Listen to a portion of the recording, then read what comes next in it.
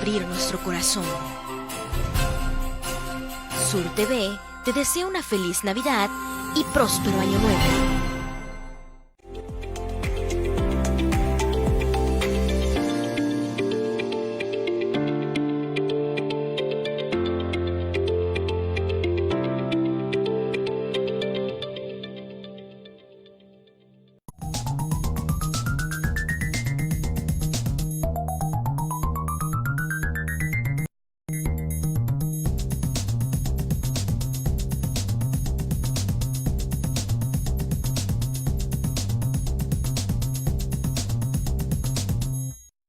El formato que de se hecho, tenía, ¿no? Muy buenas noches, bienvenidos a su programa Café de Nadie. Es un gusto que nos permita llegar a sus dispositivos, llegar a su hogar. Y bueno, nos encontramos como siempre con nuestro amigo y compañero panelista permanente, el Octavio Navarrete Gorjón. ¿Cómo estás, Buenas Octavio? noches. Sí, ya te iba a doctorar ahorita, pero bueno, te voy a hacer caballero. Un día traigo la espada y te hago caballero de la mesa redonda. Y bueno, en esta ocasión tenemos un invitado muy especial, el doctor Marco Adame, joven, brillante, doctor en ciencia política y hoy director del Instituto Internacional de Estudios Políticos Avanzados. Un gusto, un honor de veras tenerte por acá con nosotros, Marco. Bienvenido. Muchísimas gracias, Sí. maestro Enrique Caballero. Le agradezco muchísimo la invitación y por supuesto un privilegio compartir la mesa con el maestro Gorjón, a quien reconozco, respeto y además aprecio demasiado.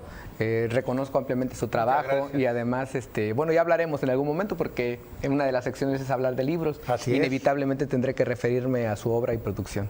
Pero muy agradecido por estar aquí, por poder dirigirme al auditorio que nos escucha el día de hoy y bueno, pues esperemos que podamos charlar sobre algunas cosas importantes. Pues varios temas que hay ya en estas fechas próximas a la Navidad. Y bueno, teniéndote aquí, obvio, es importante para nosotros que nos platiques sobre la institución que hoy te toca dirigir, el Instituto Internacional de Estudios Políticos Avanzados. Platícanos un poco sobre su historia, sobre su formación, sobre qué es la oferta educativa que presentas. Háblanos del IEPA-IMA, Ignacio Manuel Altamirano. Claro que sí, con muchísimo gusto. Efectivamente, así como lo has planteado, una institución que el día de hoy me toca dirigir, una institución con 18 años ya, en próximos meses, en febrero de 2020 estaremos cumpliendo 18 años de actividad académica.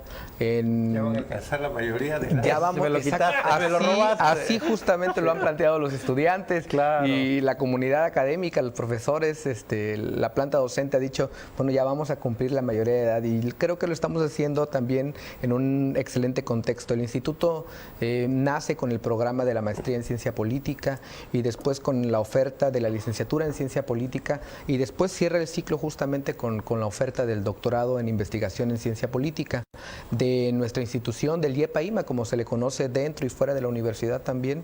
Han egresado un número importante de politólogas y politólogos que se han formado en la licenciatura de la ciencia política y la administración pública. Hay un amplio número de estudiantes que se encuentra pues influyendo de manera directa en instituciones públicas, instituciones electorales, participando en gobiernos, participando en el Congreso del Estado, participando desde las universidades, en la academia, en la labor de la investigación y la docencia.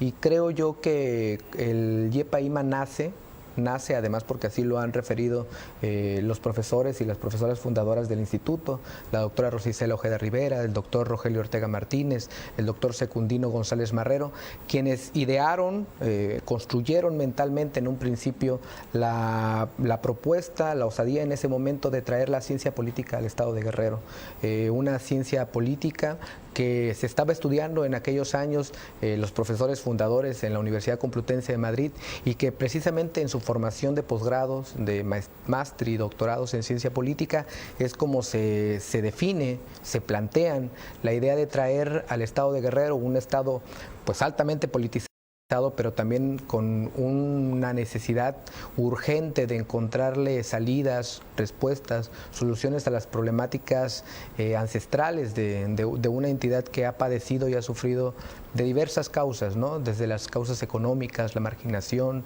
un escenario en donde se han vivido contextos de cambios y de transformación social, el estado de Guerrero, que como se ha dicho en muchísimos discursos, en muchísimos libros, en muchísimas investigaciones, ha aportado de manera importante a las causas más emblemáticas de nuestra república y obviamente pues en una sociedad tan politizada, vuelvo a repetir, como el estado de Guerrero, pues la ciencia política parece ser que era una asignatura pendiente en aquellos años de principios del siglo XXI.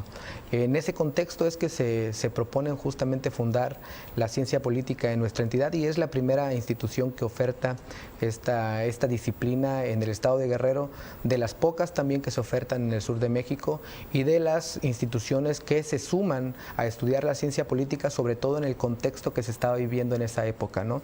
El contexto de los procesos de cambio, la transición a la democracia, el debate sobre la consolidación de instituciones libres, autónomas, que pudieran garantizar elecciones periódicas, transparentes, confiables, de las que pudieran resultar gobiernos legítimos. Y obviamente es en ese contexto, en el debate del proceso de cambio a la democracia, en el que muchas universidades, la UNAM, la Autónoma de Puebla, Querétaro, Guanajuato, Jalisco, se abren, inician el debate también de estos procesos desde el estudio de la ciencia política y de la administración pública también como un elemento pues altamente relacionado con la ciencia política, ¿no? Que se ha mencionado en muchos momentos. La ciencia política estudia el poder, la manera de acceder, la manera de administrarlo, y es precisamente en este objetivo, administrar el poder, en el que la administración pública entra como una amalgama, como una pieza que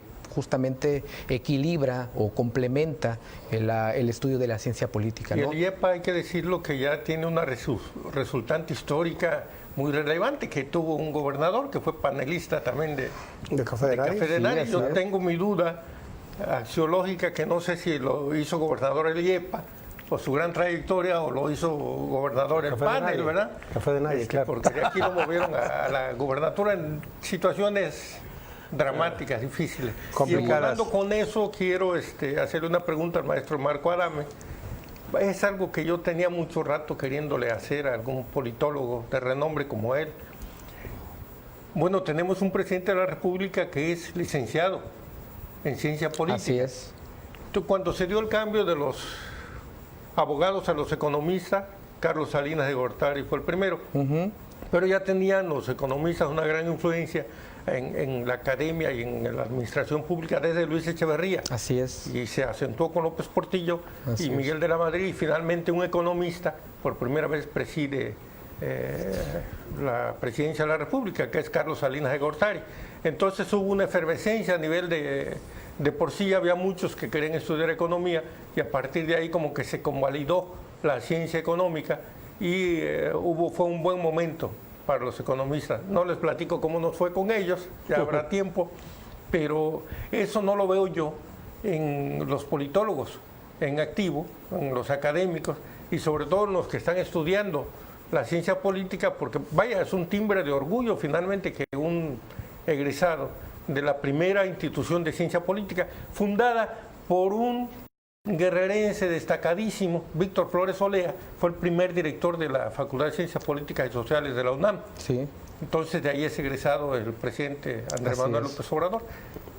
¿Algo podría decir? Sí, por supuesto, que también lo inscribimos en ese contexto, ¿no? Ha habido presidentes de la República que han estado ligados al sector de los estudios jurídicos, abogados, y después se transita justamente incluso acompañado del cambio de paradigma, del modelo económico, de la forma de ejercer y la forma de administrar el Estado, porque obviamente que los abogados entendían al Estado como un aparato más robusto, mientras que los economistas entendían la administración del Estado, digamos, centrado básicamente en funciones muy específicas, dejando a otros sectores la participación de servicios o la participación de cualquier otros elementos, incluso dentro de la propia economía. Entonces, parece ser que el cambio, digamos, de profesionistas o profesionales en la cabeza de la administración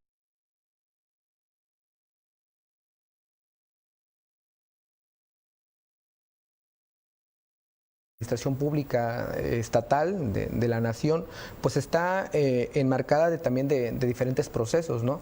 Obviamente los politólogos yo creo y ubico que es a finales de la década de los 90 cuando empiezan a posicionarse en diferentes instituciones. Es verdad que ahora un presidente de la República es egresado de una licenciatura en Ciencia Política y Administración Pública, pero ubicamos diferentes nombres de profesionales de la ciencia política que arribaron a las instituciones públicas, a las instituciones electorales, por ejemplo, ¿no?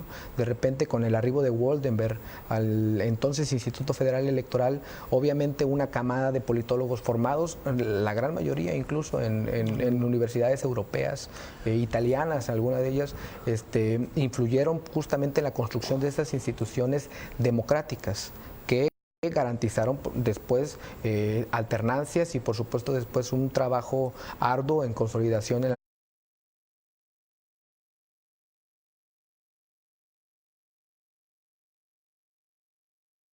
las instituciones, y también lo vemos en diferentes instituciones como las instituciones parlamentarias, ayuntamientos, gobiernos estatales de las entidades, y ahora pues obviamente ya le tocaba justamente a este sector de estudio que ha estado impulsando, digamos, un proceso de cambio. Pero ahora no hubo algo que hubo cuando los economistas, es decir, la sucesión de Miguel de la Madrid se resolvió dramáticamente en el Congreso de Economistas de Morelia, donde Pedro Aspe, que después sería secretario de Hacienda de Carlos Salinas de Gortari, le gana una polémica, porque así él mismo lo ha admitido, el maestro Adolfo Gili, que le ganó una polémica acerca de los salarios. Sí. Dice, cuando Gili dijo que los salarios en México estaban muy bajos, Pedro Aspe, con mucha documentación, le demostró que, mira, los salarios en México son más altos que los de Singapur. Se le olvidó decir, después Gili recordó que se le olvidó decir que bueno, esa era otra cosa, en fin, pero a partir de ahí, cuando dijo la palabra el mito genial, ese es un mito genial, los salarios mexicanos están muy bien en relación a otros, y tomó los de Singapur. Pero a partir de ahí se definió la sucesión a favor de Miguel de la Madrid, que ya traía a Carlos Salinas de Gortari, a Manuel Camacho, a muchos economistas en las oficinas de planeación, y ¿no? que ellos, subsecretarios sobre todo de planeación, de presupuesto, y que ellos eran los que estaban empujando el cambio a favor de Miguel de la Madrid, que fue el último abogado, se puede decir, en el gobierno mexicano, que presidió el gobierno mexicano. No, hombre, pero a lo mejor también los últimos que, o sea, antes de... Bueno, sí, Calderón, pues, y Fox, pero... No, Fox no era abogado. Era administrador, pero ¿no? Peña sí. Peña sí era abogado. Claro, Peña, sí. Peña licenciado en Derecho Panamericana. Felipe Calderón, abogado, licenciado en Derecho por la Libre de Derecho. Y Vicente, pues bueno, empresario refresquero. Pero lo importante fue que el paradigma, minuto. o sea, porque los economistas siguieron jugando. Hay que ver el papel que jugó Videgaray y los itamitas en el gobierno de... Claro, pero también un poco ese episodio de la Madrid, Carlos Salinas, que arriban al poder, también lo hacen en este contexto internacional del impulso de este modelo económico neoliberal impulsado por Estados Unidos, Gran Bretaña, con modelos propuestos desde organismos internacionales. Que requerían nuevas herramientas. Claro, nuevas que además visiones. estaban definiendo una serie, digamos, de requisitos que ellos entendían en principio y que después se sentían capacitados para poder implementar en México, ¿no? Un poco también eso me imagino que fue el debate en ese momento, es decir, ¿quién puede operar todos estos cambios económicos que se están viviendo a nivel internacional? Y obviamente los estudiosos egresados de las instituciones educativas de Estados Unidos estaban no solamente inmersos conceptualmente hablando, sino también incluso hasta en redes políticas completamente establecidos, Claro. Porque obviamente habían estudiado con aquellos que estaban dirigiendo la política económica internacional. Yo no veo en este momento que haya un boom de la carrera de ciencia política, no sé, salvo que la matrícula diga lo contrario. Obviamente la política siempre es un tema de interés. Sí, no, claro. Somos animales políticos, Sí. ¿no? Seres humanos políticos, pero yo creo que la carrera de la ciencia política en México en los últimos años ha tenido su crecimiento, sobre todo en el contexto del proceso de cambio a la democracia. Pregunta directa, ¿cuál es la matrícula de licenciatura en este momento? Bueno, nosotros tenemos en este momento 350 estudiantes de licenciatura. De licenciatura. ¿Y de maestría? Tenemos 60 estudiantes de maestría. 60 estudiantes en diferentes Así es. grados, ¿no? O sea, Así es, sí. ¿y cuándo nuevamente lo de doctorado? Porque ya vamos Pues a estamos justamente por plantearnos abrir una nueva oferta educativa de posgrado, porque justamente entendemos que el instituto tiene, digamos, esta vertiente, ¿no? La de poder formar profesionales de la ciencia política y la administración pública, pero también influir para la profesionalización, especialización de profesionales ya formados que quieren tener una especialización específica, ¿no? Nosotros tenemos la maestría en ciencia política en este momento, pero sí creo que va a ser necesario poder abrir otra oferta educativa, sobre todo enfocada al área de la administración o la política pública, que mucha falta también le hace. A nivel maestría. A nivel maestría o a nivel doctorado. Pero yo creo que en algún momento se tendría que plantear el tema de la maestría, porque justamente el perfil profesionalizante de ese posgrado requiere, digamos, esa dimensión, ¿no? Ahora bien, tenemos actualmente nuestros programas educativos evaluados y además calificados por nuestros comités acreditadores con las mejores ponderaciones a nivel nacional. La licenciatura en Ciencia Política y Administración Pública el año pasado pasó por un proceso de evaluación que evaluó no solamente el plan de estudios, no solamente la planta docente que ofrece este plan de estudios y que opera las asignaturas, también el propio desempeño académico de los estudiantes, el propio desempeño de la amplia comunidad de egresadas y egresados. Evaluó, incluso también pudo medir la opinión que tienen aquellas personas que están vinculadas con nuestros egresados en el ámbito laboral, y todos estos elementos permitieron definir que la licenciatura en Ciencia Política y Administración Pública del DIEPA tuviera la más alta distinción que un programa educativo de nivel superior a nivel nacional puede tener, que es el nivel 1 de los comités interinstitucionales para la evaluación de la educación superior. Y la maestría también, la maestría evaluada con los parámetros propios del CONACYT, mantiene las altas evaluaciones rigurosas además que exige el CONACYT para poder mantener un programa educativo de posgrado en el Padrón Nacional de Excelencia del CONACYT. Entonces, digamos que queremos crecer en oferta educativa, pero también queremos mantener esa calidad educativa que tenemos. Bueno, es la ventaja de que esté bien dirigida. Vamos a tener que irnos a un corte. La verdad que uno se siente honrado pues, de haber pertenecido ahí. Tengo que hacer el comercial. Yo estudié la maestría ya en Ciencia Política. Bueno. Octavio fue maestro allá en licenciatura un rato y bueno, de alguna manera hemos estado vinculados. Vamos a ir a un corte y regresamos en su Café de Nadie. El gobierno de Acapulco mantiene el programa de regularización de tenencia de la tierra Ponte al Día, vigente hasta el mes de diciembre. Acude a las oficinas de catastro e impuesto predial para registrar por primera ocasión tu propiedad pagando los 2 últimos años sin multas y sin recargos. Dale a tu familia un patrimonio seguro con certeza jurídica. Gobierno municipal. Ya puedes vernos en todos tus dispositivos. Descarga la nueva aplicación de Sur TV en tus dispositivos iOS y Android y disfruta las 24 horas de las noticias y la programación más completa de televisión hecha en Guerrero. Búscanos también para Roku y Apple TV. Guerreritos y guerreritas, esta temporada de lluvias recuerden. Hay que seguir las recomendaciones de Protección Civil y hacer caso solo de la información oficial.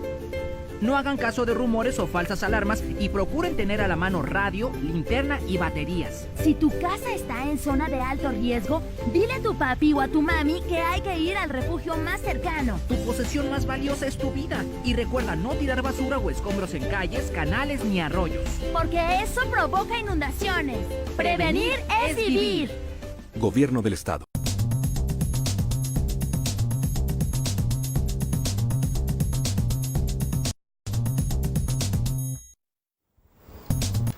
Gracias por seguir con nosotros. Bueno, en los Estados Unidos de Norteamérica se ha terminado la semana con un tema sumamente importante. El impeachment va.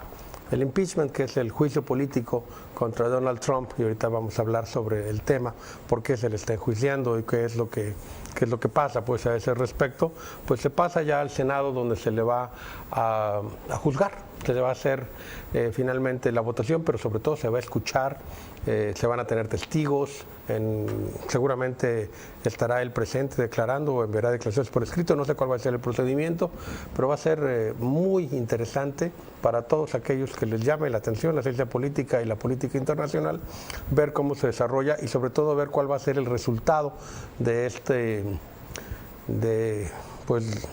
procedimiento que se va a llevar a cabo en el Senado de los Estados Unidos. Sobre el tema, Marco. Sí, sobre todo también ver cómo va a influir, impactar en el proceso electoral que ya está en marcha y que seguramente tendrá repercusiones, no sabemos de qué índole, pero claro, toda decisión política institucional tiene una repercusión en la vida político-electoral, y esta, además, en el momento en que se está realizando, porque hay que decirlo, ya era un tema recurrente en el Congreso también estadounidense, que se había abierto la posibilidad de que al presidente Donald Trump se le pudiera enjuiciar, se le pudiera llevar a un juicio político por diferentes actitudes. La última de ellas es la que detona tal vez esta decisión del Congreso, las llamadas telefónicas que se filtraron, donde tiene un diálogo precisamente con el presidente de Ucrania, y es precisamente en ese diálogo en el que se percibe a un Donald Trump exigiendo, digamos, o manejando, operando la política internacional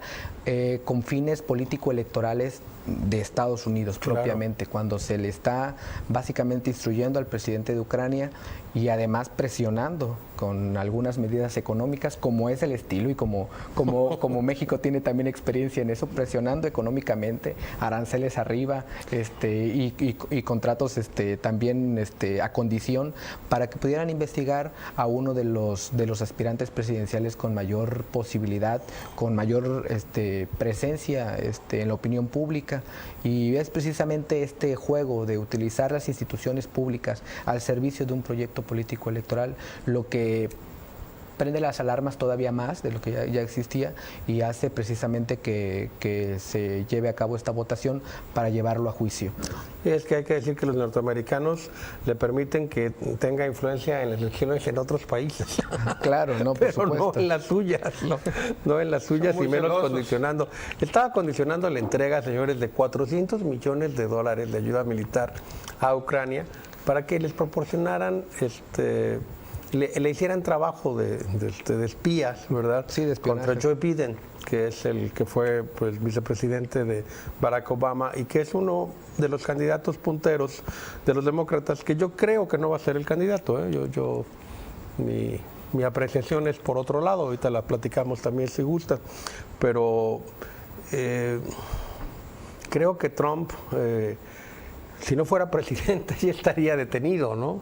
Sí, claro. Porque sí es claro que está haciendo, está cometiendo una acción poco ética y una acción ilegal también. Sí, justamente la medida de juicio político al presidente de la República en Estados Unidos se procede o se lleva a cabo cuando existe sospecha de alta traición y sobre todo de un uso inmoral del poder público, ¿no? En este caso ya existía con la relación Donald Trump y gobierno ruso una especie de alta traición por la claro, posibilidad de que es el gobierno ruso el que influye en el proceso electoral que finalmente le da triunfo, pero pues en este momento la evidencia de la llamada telefónica además es lo que pone nuevamente a Donald Trump en el ojo del huracán, que es un personaje altamente polémico, eso sí es verdad, pero también los propios partidos en Estados Unidos han medido también el momento en el que se realiza este juicio claro, político, ¿no? Hay quienes plantean que tal vez este proceso que se va a vivir en Estados Unidos y Donald Trump enjuiciado llevará tal vez a dos fenómenos. Uno, que su electorado se afiance todavía más y que, digamos, él ya no crezca electoralmente, sino que mantenga los votos que ya tenía. O la otra, también hay que recordarlo, también ponerlo en el banquillo de los acusados puede generar un efecto de sí, por supuesto, que termine al final de cuentas llevando a un electorado que no optaba por Donald Trump, pues a afianzarse, ¿no? Yo creo que esa es mi hipótesis de trabajo, ¿sí? Es lo más cercano, sí, porque es un líder populista. Entonces, los populismos, sean de izquierda o de derecha, hay que recordar el desafuero de López Obrador, nunca se imaginó tener el poder de convocatoria que tuvo cuando lo hicieron víctima, una canallada que finalmente no funcionó, lo hicieron víctima, y ahora si Donald Trump puede manejar esto con, digamos, mercadólogos, con toda la gente que pueda manejarlo y políticos buenos, puede llegar a ser, esa es la posibilidad que yo veo más relevante, más factible, puede llegar a ser un candidato a la presidencia mucho más fuerte de lo que es ahora, no solo mantener su voto duro, sino ampliarlo a sectores, digamos, tal vez que no votaban, no que estuvieran en contra, que no votaban, pero que ahora puedan ver la posibilidad de otro cuatrienio al frente de la oficina oval. Claro, y no me hace recordar incluso estos clásicos estudios sobre procesos y comportamiento electoral, donde definen básicamente dos comportamientos, ¿no? El efecto Van Wagon, que es el de vamos a seguir al candidato que tiene mayor expectativa de triunfo, porque obviamente queremos estar con el candidato ganador, con el que va a estar en el poder público, y el otro efecto, ¿no? El underdog, el de que si recuerda esas apuestas en las peleas en donde regularmente quienes están apostando en las peleas de perros, pues obviamente apuestan con el perro que parece ser que va perdiendo por ese sentimiento de afinidad con el que va derrotado. No, entonces, y además por aparte la diferencial, diferenciadas, ¿no? La diferencial, sí, o sea, el tener un mejor hándicap. Y bueno, yo aquí a lo mejor veo mucha televisión, ¿verdad? Y me quedé clavado con House of Cards. Sí, pero sí. A la Frances Underwood, que es el personaje que hace Kevin Spacey en House of Cards, imagino que la vi por completo. Bueno, aunque la dejé de ver en algún momento cuando sentí que ya estaba ¿No viste las 6 temporadas? La última no, sí seguí las primeras temporaras, pero ya de son repente... las mejores, las primeras. Sí, la última ya ciné la parte que fue una pena perderlo en pantalla, pues no fue igual. Pero aquí lo interesante es esto, ¿quién es para nuestros televidentes que no hayan visto la serie? Es una historia adaptada sobre un personaje de ficción que escala, ¿verdad? Desde la Cámara de Representantes hasta la presidencia y después logra su elección. Y una de las cosas que hace es quitar al presidente, siendo él vicepresidente. Sí, claro que sí. Y ahorita quien tiene la oportunidad de hacerlo es precisamente Mike Pence, el vicepresidente, porque la diferencia en el Senado no es mucha. O sea, la diferencia en el Senado es de 6 senadores. ¿Se necesitan 10 votos de ellos o 6 votos nada más? Según yo son 45-55, por lo tanto serían 6 votos republicanos los que requerirías para hacer un 51-49. Si yo fuera Mike Pence, yo habría hablado con 6 senadores, que serían después mis secretarios de Estado, ¿verdad? Que estarían votando para la destitución de Donald Trump, y de ahí postularme de candidato. Ya sabe eso, ya habló con 15, ya convenció a 15 demócratas de que se pasen del otro lado. No, ningún demócrata creo que vaya a votar de otra manera. Pues quién sabe, ¿no? Pudiera ser, hubo como 2 o 3 que sí, claro. en la Cámara de Diputados votaron por él, pero dudo mucho yo que senadores demócratas voten a favor de Donald Trump. Yo pienso que será un bloqueo en contra. Y pues no sé si se quiere arriesgar Mike Pence a esto, pero es una posibilidad real de acceso al poder que no va a tener nunca más, ¿eh? O sea, esto es definitivo, es su momento. O sea, podría ejecutarlo. Y el hecho es que los datos ahí están. O sea, no es una presunción. O sea, es una realidad. O sea, Donald Trump actuó de una forma ilegítima, deshonesta, inapropiada. Claro. Y eso también pesa en el imaginario colectivo de los norteamericanos. O sea, ellos tienen mucho el deber ser. Sí, claro, y además un partido político también, yo creo que en algún momento tendría que calcular si las prácticas personales de un actor puede llevarse, digamos, entre las patas, para decirlo coloquialmente, a toda una institución pública, a un partido político, a representantes que tienen un proyecto político también ellos, y que pueden verse golpeados. Digo, lo estamos viendo en el caso nacional, partidos políticos que están en sus niveles más bajos de aceptación, justamente por actitudes, decisiones personales que han dañado las instituciones públicas. Y que no deslindaron a tiempo. Entonces, yo creo que aquí el Partido Republicano tendrá que definir justamente si puede ser rentable apoyar a Donald Trump, o efectivamente eso le perjudicará en futuras elecciones. En Tienen que futuras hacer sus... elecciones estatales, al Congreso. Yo creo que ahí es donde tienen que hacer cálculo. Y además el día de ayer también se comentaba, el día en que tomaron la decisión de llevar a juicio político a Donald Trump, pues uno se pregunta si en realidad está completamente calculado esa decisión. Yo creo que sí. Estados Unidos tiene una tradición muy fuerte de medir lo que la opinión pública está planteándose, incluso hasta medirlo en tiempo real. Claro. Yo creo que esta decisión que han tomado el Partido Demócrata ha sido una decisión muy pensada, muy calculada y con todos los datos. Yo creo que va a ser muy interesante. No descarto esa posibilidad, que es muy de serie, pero además quiero decirlo, la realidad supera cualquier elemento de la ficción, y por supuesto que en política pues ninguna puerta está cerrada. Claro. Ahora también ya en la pelea posterior, ¿verdad? Una vez que definan qué es lo que pasa con el juicio político, pues los demócratas ya han levantado la mano gente de mucho peso, ¿no? A mí me llama mucho la atención la candidatura de Michael Bloomberg, que después de estar ausente en 5 debates, pues ha dicho sí. Y bueno, ese hombre, aparte de su capacidad, de su innegable inteligencia, es 53 veces más rico que Trump, pues tiene como 53 mil millones de dólares, pero digo también que es 53 veces más inteligente. Claro. Es una persona sumamente capaz, pues levantó la mano. Alcalde de Nueva York, ¿no? Sí, alcalde de Nueva York en varias ocasiones, y puso el dinero en la mesa. Él dijo, aquí está. Y empezó tan es así que Bernie Sanders se desgarró las vestiduras, que también es un millonario, pero no es un multimillonario, y dijo, bueno, es que no puedes comprar una elección. Y la verdad es que sí se puede. Bueno, sobre todo el sistema de financiamiento que tienen Estados Unidos para poder competir, ¿no? ¿Sí?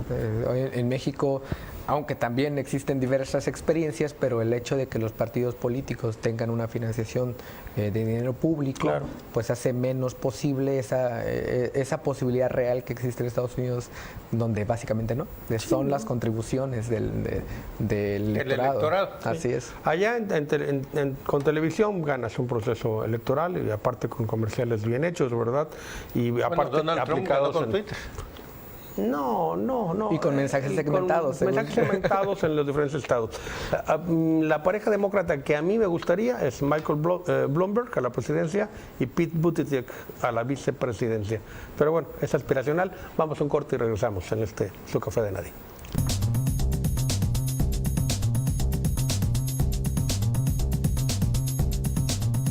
El gobierno de Acapulco mantiene el programa de regularización de tenencia de la tierra Ponte al Día, vigente hasta el mes de diciembre. Acude a las oficinas de catastro e impuesto predial para registrar por primera ocasión tu propiedad pagando los 2 últimos años sin multas y sin recargos. Dale a tu familia un patrimonio seguro con certeza jurídica. Gobierno municipal. Los vuelve personas muy dependientes de la aceptación de otros, cual provocaba que llamara la atención con facilidad respecto a su audiencia.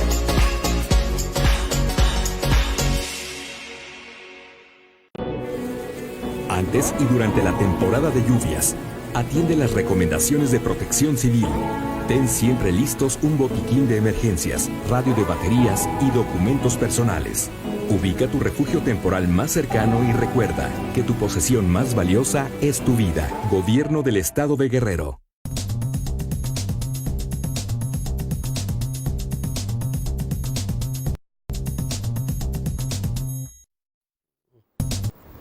Gracias por seguir con nosotros. Bueno, hoy es 22 de diciembre. Ya inicia, ¿verdad?, el invierno, y aparte, pues estamos a 2 días de esas celebraciones familiares de Nochebuena, todas las celebraciones en torno al 25 de diciembre, que son muchas y que, bueno, comentaremos históricamente también los antecedentes de ellas, pero que en el imaginario colectivo de los mexicanos, pues se celebra lo que es el natalicio de Jesús, y pues el 90 y tantos % de la población es cristiana de alguna manera, la gran mayoría católica y un gran porcentaje de alguna otra denominación cristiana, y van a estar celebrando en familia, ¿verdad?, estas fechas, y eso siempre es pues pretexto para poder platicar sobre la familia, sobre la unidad, sobre los buenos deseos. Y pues para eso, Octavio, me gustaría que tú iniciaras comentando. En esta hora, en este programa yo no quería hablar mucho, incluso vine diferente a mi uniforme. Vienes navideño, vengo porque ya estoy en modo navideño, okay. Ya no me he faltado a 3 eventos de compañeros periodistas. Hoy no pude estar en la colonia del periodista. Entonces, quería no hablar, por eso no he hablado casi, no voy a hablar más que de algunos libros. Ya no quería ni venir, porque ya estoy en modo navideño. Ya siente las vacaciones encima.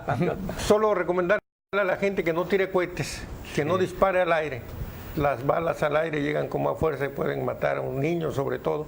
Sí. Y que si toma, no maneje. En algunas partes, digamos en Coyuca, para hacer un comercial, ya se estableció el alcoholímetro. Hay una férrea revisión desde hace 3 días en el operativo Guadalupe Reyes. Y eso es muy importante, porque hay que contribuir también a bajar estas tensiones y no con mayores tensiones. Ya Guerrero ahorita de alguna manera ha ido disminuyendo sus índices de violencia, no en todas las ciudades, Acapulco no, está entre las 4 primeras ciudades violentas, pero en general ha ido disminuyendo el índice de violencia a nivel estatal. Algo se está haciendo o algo está comprendiendo la gente que anda en eso, que ya cambiaron las cosas, y pues el deseo es que se la pasen muy bien, que celebren en familia, que realicen sus rituales civiles y religiosos que se acostumbra en paz, que no haga compras que no debe hacer, las deudas se quedan finalmente, y que utilice sus tarjetas de crédito, porque hay una versión ahorita de que no es posible, que el 4 y el 5 hay que no comprar cosas, hay que hacerlo. Las nuevas reglas del SAT empiezan en mayo y no tienen que ver con lo que se está diciendo. No son persecutores, eso es falso. No tienen que ver con lo que se está diciendo. Yo acabo de recibir 3 mensajes en ese sentido, entonces hay que decirle a la gente que no es así. Bueno, has comentarte lo del tema de la inseguridad, específicamente en homicidios dolosos, que es lo que se ha comentado. Bueno, sí, Guerrero está ya en lugar número 8, cuando llegamos a estar en primer lugar, pero Acapulco, aunque sí la percepción es alta todavía, si comparamos con 2017 y 2018, que fueron arriba de 800 homicidios dolosos en cada año, ahora fue poco más arriba de 500.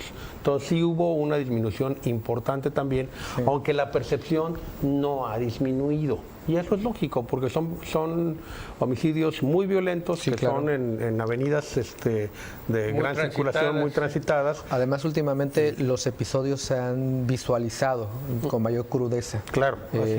Todo este sistema de cámaras y el hecho de que toda la población tiene una cámara en sus manos hace que incluso veamos de manera repetida estos acontecimientos brutales y que la percepción, por supuesto, incremente, ¿no? Sí. Pero sí ha habido una además hay que decirlo, yo no quería tocar este tema tan estimoso en esta fecha, ni en la que sigue, que vamos a tener una gran mujer aquí en el panel, por cierto, la doctora Rosa Isela Ojeda Rivera.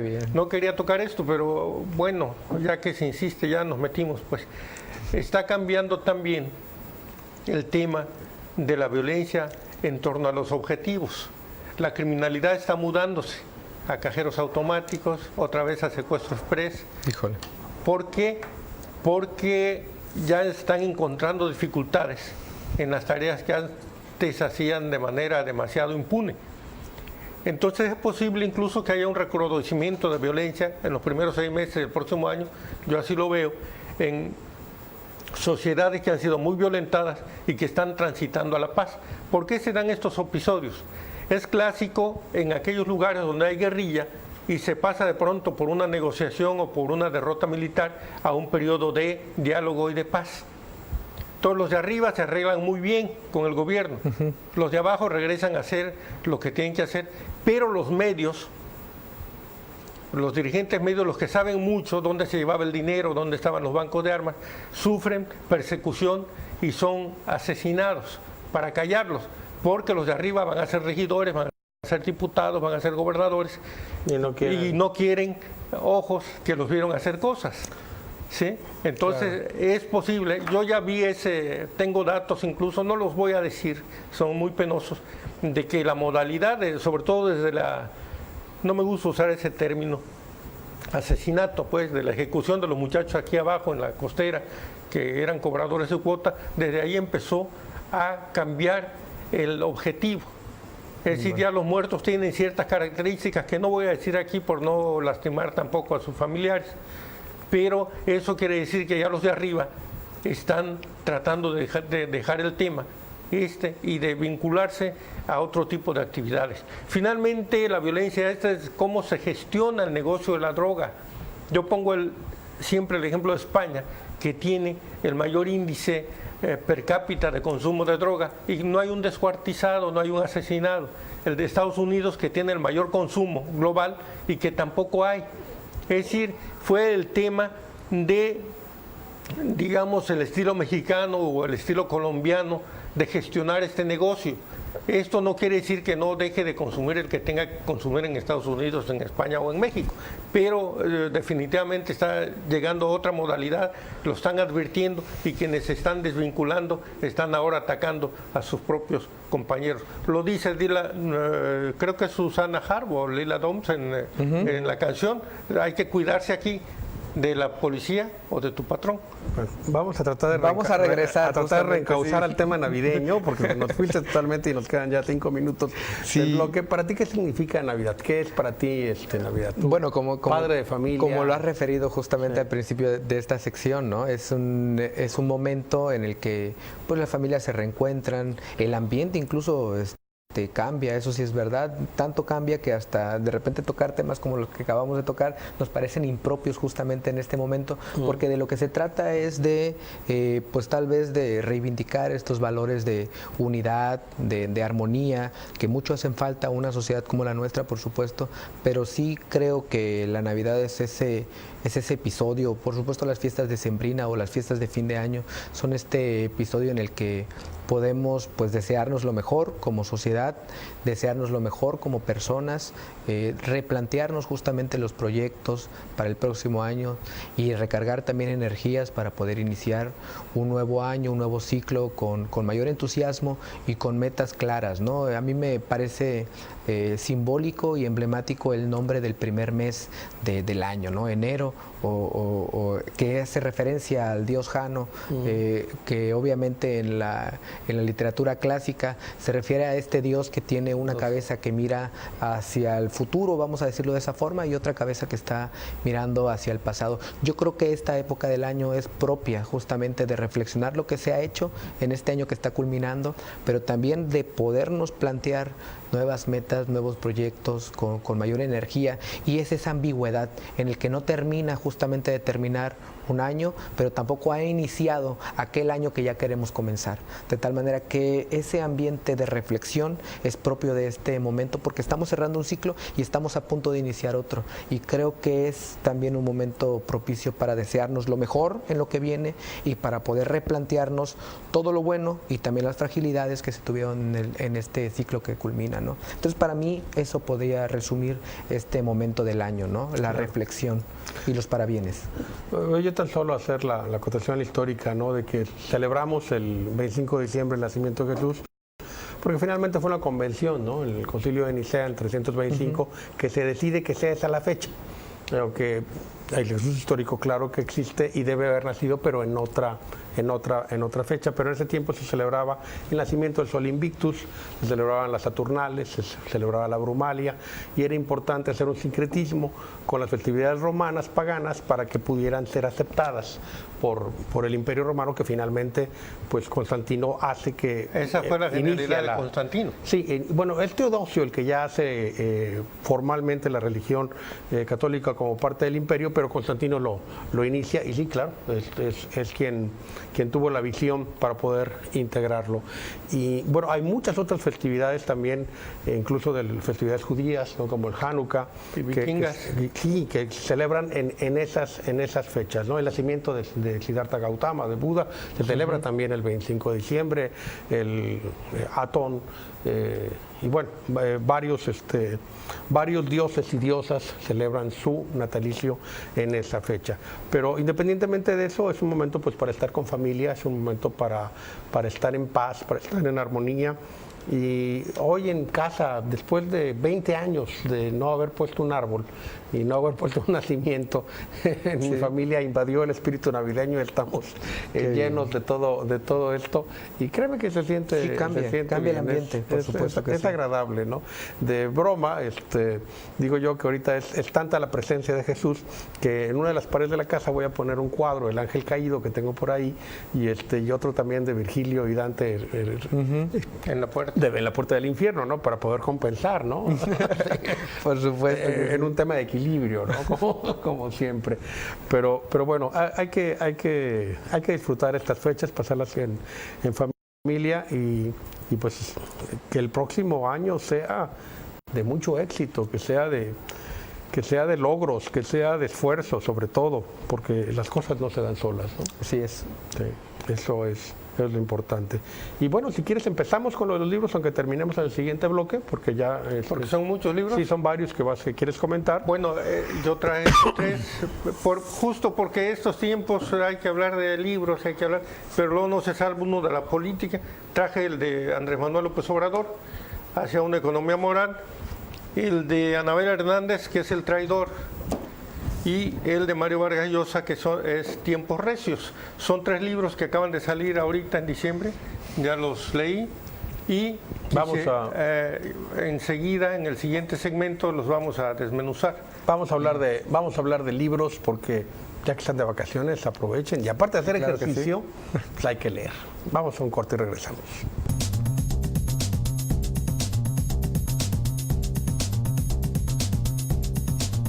El gobierno de Acapulco mantiene el programa de regularización de tenencia de la tierra Ponte al Día, vigente hasta el mes de diciembre. Acude a las oficinas de catastro e impuesto predial para registrar por primera ocasión tu propiedad pagando los 2 últimos años sin multas y sin recargos. Dale a tu familia un patrimonio seguro con certeza jurídica. Gobierno municipal. Todos los que luchan por los derechos de la...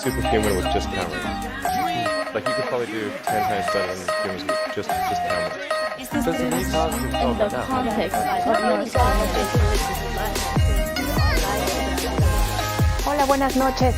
Bienvenidos a Influyente.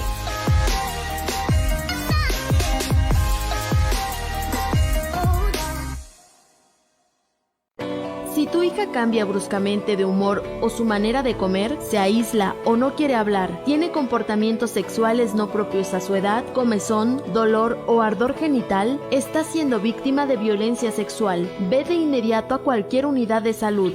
Si conoces a una niña embarazada por violación, puede ir a cualquier hospital general de la Secretaría de Salud y solicitar información sobre la interrupción del embarazo. Guerrero empodera, alerta de género, Gobierno del Estado.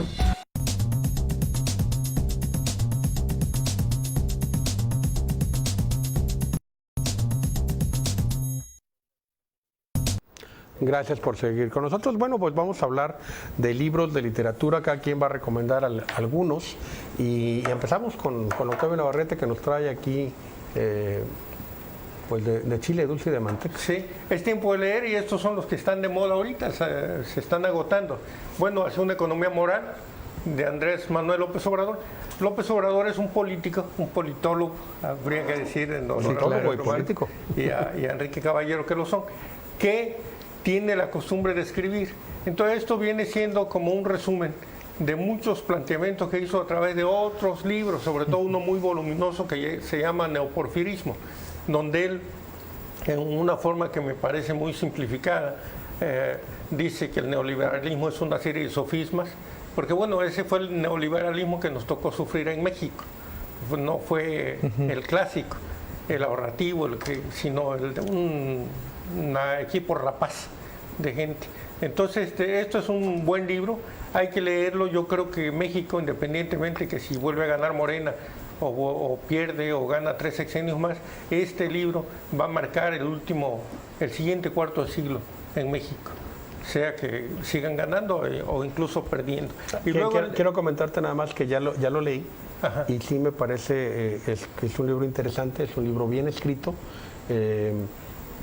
no es un libro profundo en cuanto a recetas de cocina. Como bien dice su título, está planteado hacia lo que es el deber ser. Sí. El deber ser. Y eso lo hace interesante, lo hace novedoso. O sea, no es un libro donde vamos a ver curva de Lorentz y cocientes de Gini. O sea, no es un análisis pocas gráficas, técnico, pero es un análisis. Además es un retornelo, digamos, sobre su obra. Él mismo dice, la economía, finalmente, la República Morosa, dice, es un detalle que he estado viendo últimamente. O sea, lo saca, es un aumento a lo que ya de por sí venía tratando, que se puede ver en este libro. Entonces, sí, yo también quisiera plantear que rescatar lo que ha dicho el maestro Borjón, ¿no? Yo creo que va a ser un libro que va, independientemente de cuál sea el camino de Morena y del planteamiento político de Andrés Manuel, yo creo que sí va a ser ese libro, ese documento, un documento de revisión histórica, como cualquier otro pronunciamiento de cualquier otro actor político que influyó en el desarrollo de nuestro país.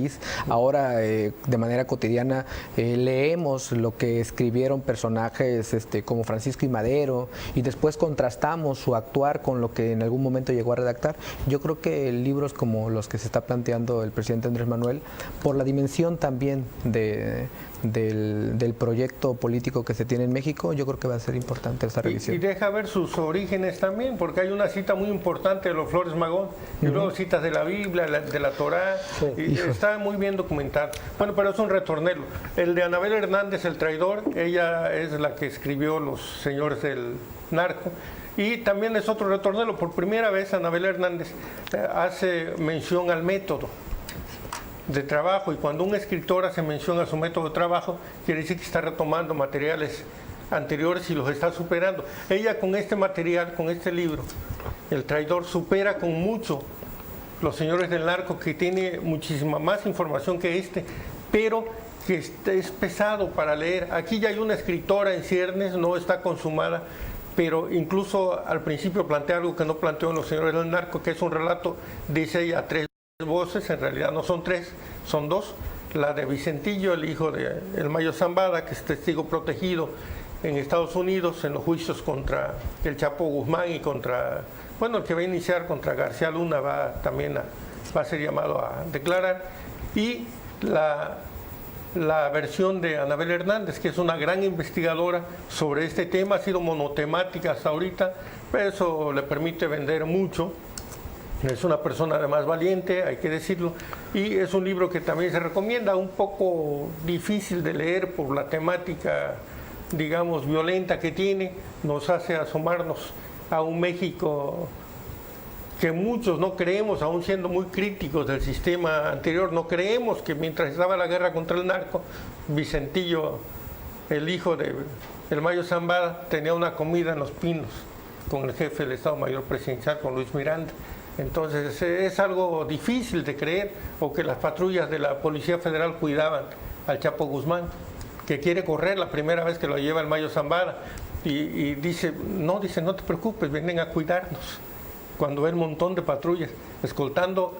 Y aquí descubrimos, nos los propone Anabel Hernández, es algo que ya otros habían dicho, que el verdadero jefe del cártel de Sinaloa no es el Chapo Guzmán, es El Mayo Zambada, que nunca ha pisado la cárcel.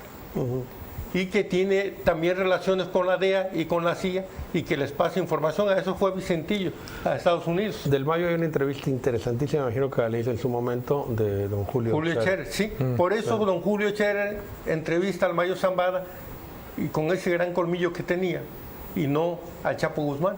Entonces, aparte fue antes. Es muy importante.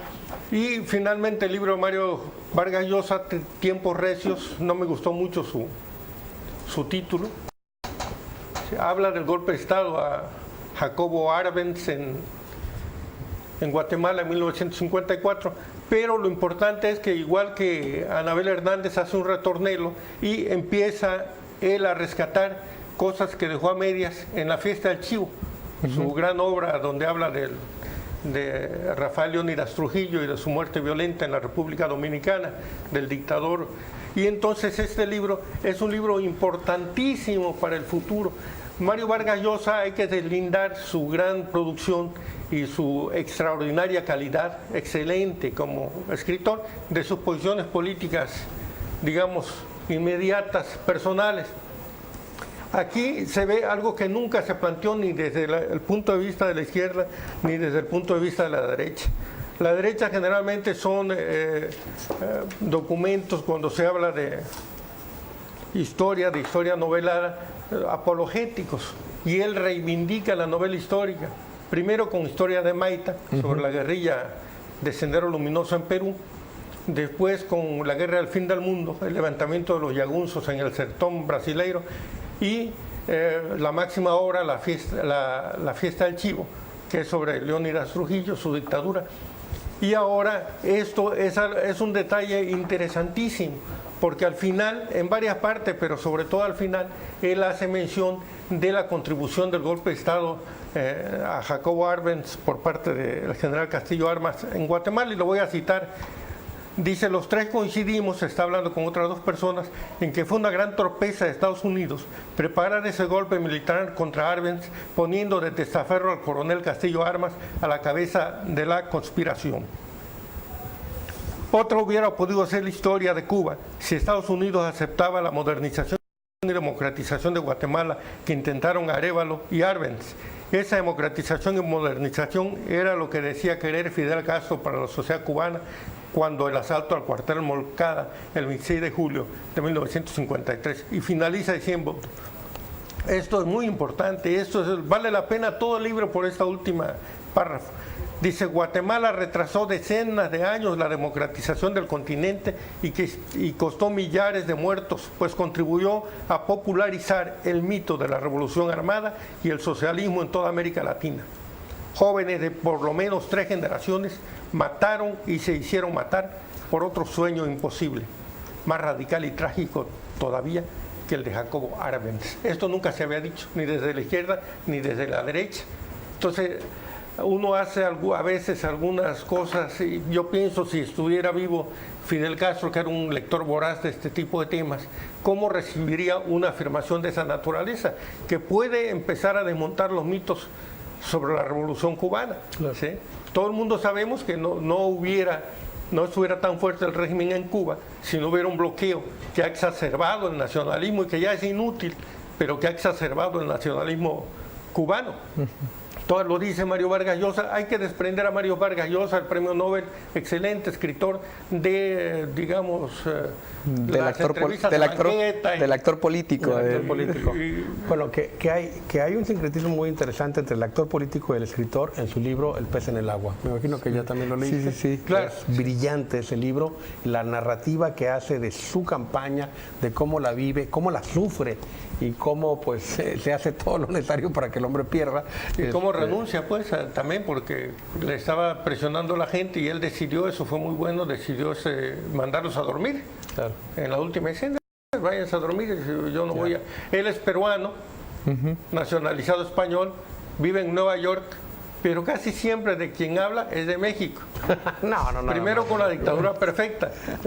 ¿Sí? Entonces, hace una semana Enrique Krause puso a propósito, dice: la transición mexicana empieza cuando Mario Vargas Llosa hace la frase la dictadura perfecta. Eso no es cierto. Ya no es verdad, yo creo, no, mucho tiempo había... Además, el contexto en el que lo dice es propio justamente de un régimen cambiando, transitando. Él lo puede decir en televisión pública con un número importante de intelectuales, justamente porque existe este espíritu de si lo democratización. Dicho 20 años antes, lo meten preso.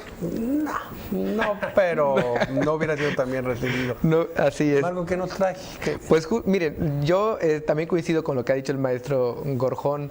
Estas son épocas, por supuesto, como lo hemos dicho, de alegría, de desearnos muchos parabienes, pero también creo que es el momento de poder aprovechar el tiempo libre de las vacaciones para poder destinarlo a las lecturas pendientes. Y yo creo a veces lecturas pues un poco que nos puedan distraer de todo este escenario de la dinámica laboral que tenemos de manera cotidiana, aunque no me alejo mucho de la mía, porque me encontré con este libro que estoy leyendo además y que me permito recomendar, Del amanecer a la decadencia, de Jacques Barzun, que es un historiador, fue un historiador, profesor de historia de universidades del este de Estados Unidos, y que recopila en este libro los 500 años, los últimos 500 años de la historia occidental, lo que él llama las 4 grandes revoluciones que impactaron y que han impactado, influido en el desarrollo social del mundo, ¿no? De una parte importante del mundo. Las 4 revoluciones: la revolución religiosa,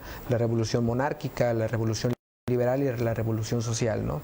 Empieza justamente con los cambios que planteó el doctor Lutero en la transformación justamente de este movimiento reformador y de escisión también de un poder teocrático en la época establecido sólidamente, y que después influyó justamente para otros movimientos, ¿no? Después seguramente el doctor va a hablar sobre la revolución monárquica establecida justamente en el contexto inglés, cuando hay una revisión sobre la monarquía absoluta y justamente el establecimiento de un nuevo sistema parlamentario.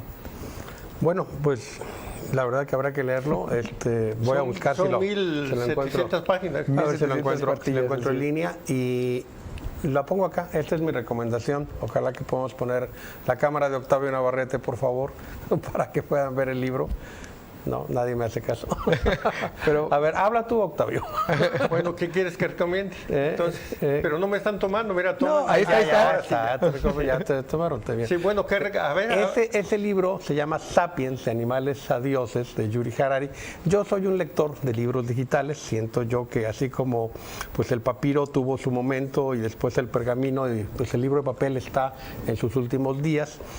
Y bueno, no se alcanza a ver muy bien de cualquier manera, pero lo leo en mi NUC, en mi dispositivo, y bueno, también lo tenemos aquí en el teléfono, y por cierto se los voy a pasar porque realmente vale la pena. ¿Tiene rato que lo ando buscando? Esta es una breve historia de la humanidad, desde la época prehistórica, desde los primeros homínidos incluso, caminando sobre la Tierra, hasta nuestros días, e incluso visto con futuro. Hay una continuación orientado hacia las posibilidades de nuestro porvenir, y realmente vale la pena leerlo. Y los que gusten, lo siento por Yuri Harari, porque le va a costar en sus costos de derechos, pero los que me quieran pedir el libro, yo con mucho gusto los puedo compartir a todos nuestros amigos televidentes. Tenemos que despedirnos. Eso debo decir que me acaban de mandar El Traidor en versión, yo no leo así, yo soy a la antigüita, me gusta el olor a libro, a juguete nuevo, a pintura, me hice en el periodismo, entonces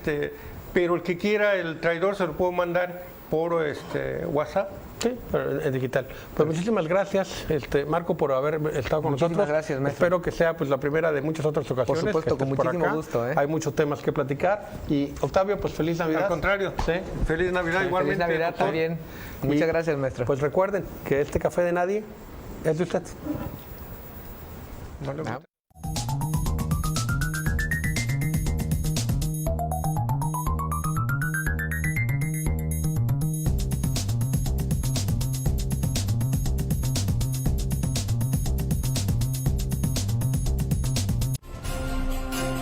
La Navidad no se trata de abrir regalos, se trata de abrir nuestro corazón